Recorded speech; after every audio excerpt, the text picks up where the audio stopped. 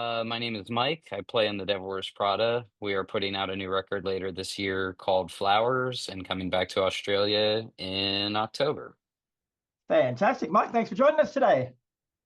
Yeah, pleasure. Thank you. My pleasure as well. So, as you say, the Devil Wears Prada released your ninth studio album, Flowers, on November the 14th. So, I know it's a fair way off, bro, but how you feeling? Good. This one has been years and years in the works. Even since the record was finished being mixed and everything, it feels like that was even years ago, though that's an exaggeration. So, yeah, we're just excited for folks to hear it. No, so the press release says that it marks the start of an incredibly epic cycle and phase for the band. Like, how so? Yeah, I mean, in terms of looking at the cycle, what we just did with Color Decay coming out of the pandemic was certainly unprecedented compared to the records seven other full lengths we've released over the years. So, or six, I guess. But yeah, we really look forward to this cycle. We feel like we're really in stride in terms of the band and marking 20 years in and full steam ahead. Nice. Now, can you dive into Flowers a bit deeper for us musically and tell us what you're going for this time around?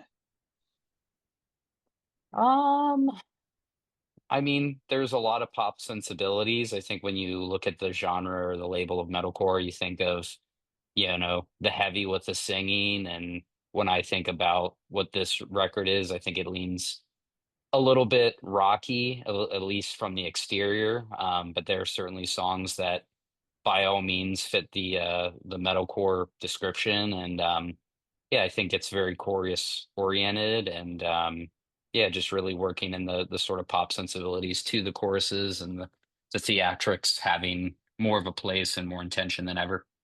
Yeah. And to date, you've released the singles Ritual, For You, Where the Flowers Never Grow, and Waves. So are they a good sonic representation of the album as a whole?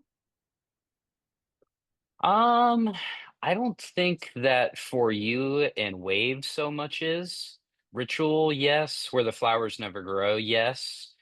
Um, I'd say we haven't really unveiled so much of the heavier side just yet. So in terms of a sort of all-encompassing representation, I don't think that's public just yet. Yeah, nice. And Where the Flowers Never Grow also comes with a short film. So can you run us through that? Yeah, it's a film directed by our buddy Wyatt Clough. He's wonderful. He's worked with Beartooth and Silverstein for years and years, and now he's working for us idiots. So it's been a lot of fun. He just did our Latin America tour with us, photographing and whatnot, and we've got plenty more in the pipeline with Wyatt. And yeah, just in terms of releasing both singles and bridging the treatments together, the short film was yeah, it was something cool and something different than anything Prada's done. We've done any number of live DVDs, documentaries, EPs and whatnot, but yeah, add a short film to the resume.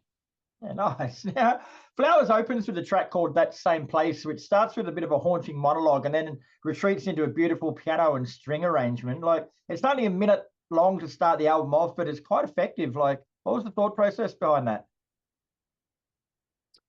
I think better question for John, who produced the album, who plays keyboards in the band, but it kind of feels pretty old school to me, you know. You thinking back to the early 2000s, whatnot, every record had some like epic kind of intro and whatnot, Mm. but in this case, I find it deeply intimate. I think it really hits the nail on the head in terms of a lot of the album's themes, in terms of getting everything you wanted, but still feeling discontent. But yeah, it feels wonderful to me. John has a beautiful little piano he got in his basement studio where he does so much of his work. And yeah, it's lovely to hear it opening the album in such a way with again such an intimate string arrangement as well. Yeah, it was nice. Now, can you run into the themes a bit more for us? Like, what sort of themes run through the album? A lot of it, I think, is coming to terms with being where you're at, coming to terms with what you thought might be mean everything to you doesn't. Hmm. Um, I think it's reevaluating your expectations. I think it's the ability to change your mind. I think it's the ability to assess a person himself changing is like certainly looking at us as a band and over half my life ago starting the band, when I was 16 and whatnot. And Much has changed in terms of my opinions, my perspective, and the album touches on that as well. Yeah, cool. And I noticed there's no song actually called Flowers on there. Like the closest you get is Where the Flowers Never Grow, which indicates there's a greater significance to the title. Yeah, yeah. It was called Flowers at one point, and then it got expanded to Where the Flowers Never Grow, and obviously the wordplay with that same place to introduce the album. But yeah, I would probably I might change my mind if you ask me at a different hour of every day or upon a different day, but I think Where the Flowers Never Grow really does a good job encompassing the idea of flowers and where the visual comes from. Paradise kind of does the same towards the end of the album as well. Yeah. So overall, would you say it's an album of hope or an album of despair? Oof. Uh, I tend to be long-winded and I relish my time in the gray area. So when anything is perceived as so black and white, I have a hard time. Sorry, Um, mate. no, no, don't apologize. I don't know. I never really perceive things in terms of hopefulness.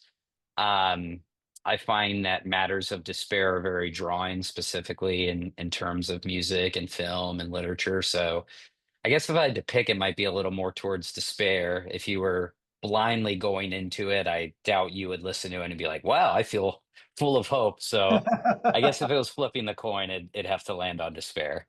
Nice. The Devil Wears Prada have been going for over 20 years now, as you said before, but you still experiment musically a little bit with each album. So is that more a case of the band still searching for your musical identity in a way, or is it more seeing how far you can push yourselves? I think our identity is exactly what it is that we do. Yeah.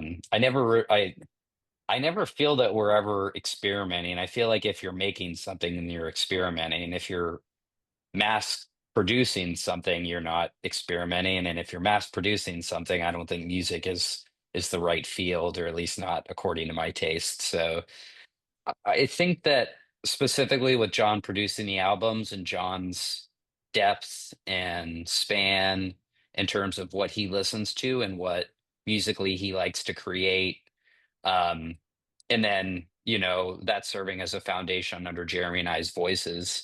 Um, I think that's what the Devil Wears Prada is. That's the Devil Wears Prada's identity. And I think experimenting is just making.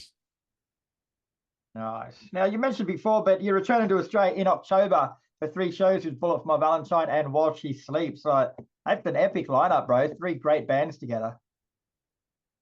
Yeah, can't wait. Huge, huge rooms. We've only done some of these rooms twice in our career over these 20 years. So it'll be amazing to come back. And we've never played with Bullet for before. And I think their fan base is a little bit different than ours. And we're always eager to play in front of anyone. So we're grateful for the opportunity. No, so just say someone has gone along to see Bullet and they don't know too much about Devil Wears Prada. What three songs of yours should they listen to get to know the band a bit better before the show? I'd say Sacrifice. I would say Chemical. Um, huh. I don't want to fudge something that isn't on our set list because I don't know what our set list is for Australia. Um, I don't know. Bullet's a pretty metal oriented band, so maybe Watchtower. And if not Watchtower, maybe Ritual being one of the newer songs too.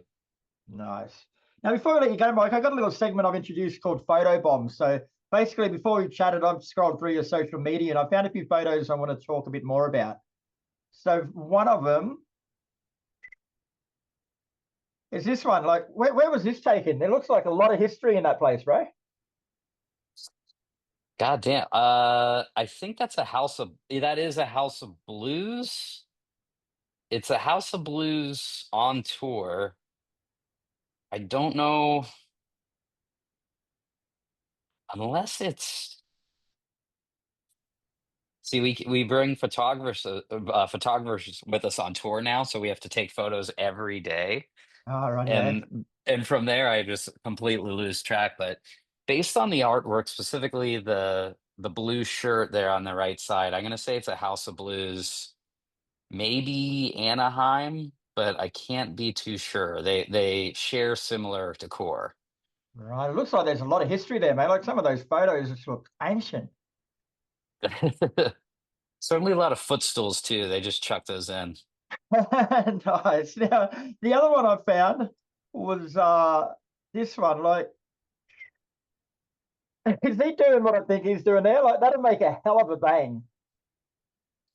Uh, that would be me bored. And if someone throws something on stage, Jeremy has laughed about it before that I have a separate identity on stage, and I think he's right. My adrenaline tends to get the better of me. So if someone gives me a balloon, I'm going to put it somewhere. And it seems that I chose Giuseppe's hi-hat there. So I probably failed in actually attaching it. I'll say that. I'd like to hear what it sounds like when if he smashes it with his stick and it pops. It'd make a hell of a noise. You got to mix it up. Can't do the same thing over and over and over. No, you can't indeed. All right, Michael, thanks for your time, bro. It's been a pleasure speaking with you. Flowers is out November 14th, and I had a listen before the interview, and she's a cracker of an album, bro. Really well done. So congratulations, and we'll see you in October. Thank you so much. Have a good one. Thank you for having me, Chris. No worries at all.